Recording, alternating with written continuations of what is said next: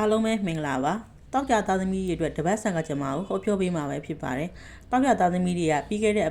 ဘက်တော့ဆိုရင်ပေါ့နော်ပြီးခဲ့တဲ့ကာလမှာဆိုရင်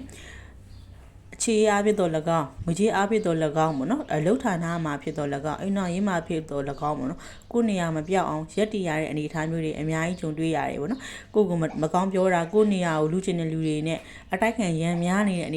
နေထားကိုမှကိုကယူချွန်နဲ့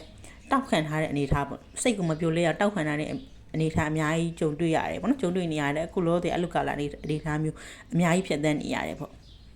ပေမဲ့ခုလာမကာလာမှာစိတ်ကိုအေးချမ်းနဲ့ပဲပြဿနာတွေဆိုလဲကြောခမ်းမယ်တိတ်မဖြေရှင်းတော့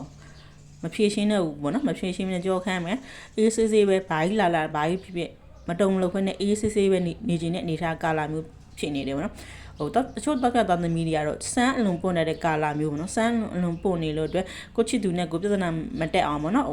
ပြဿနာမတက်အောင်ဂျားလူဝင်မလာအောင်ပေါ့ကိုကွန်ထရိုးလုပ်နေတဲ့ကာလာအပိုင်းခြားမျိုးပို့တွေ့ရတတ်တယ်ပေါ့နော်ငွေကြေးဆိုလဲ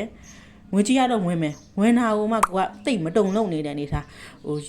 ရရင်ယူလိုက်မယ်မရရင်မယူဆိုတဲ့ကာလအေးစစ်လေးဖြစ်နေခြင်းတဲ့အနေထားမျိုးပို့တွေ့ရတယ်တောက်ကြသားသမီးတွေအတွက်ဒီတစ်ပတ်ကန်ကောင်းအောင်ပေါ့နော်ဟိုနောက်ဆက်ဖျားရှင်ကိုအမွှေးတိုင်းကက်လူပြီးတော့ကြတော့မိမိရဲ့ပြဿနာအခက်အခဲတွေကိုတိုင်းတဲ့ဆူတောင်းတာမျိုးပြုလုပ်ပေးပါအဲ့ဆိုရင်တော့အခက်အခဲတွေအဆင်ပြေသွားပါလိမ့်မယ်အားလုံးပဲဆဆရအဆင်ပြေကြပါစေ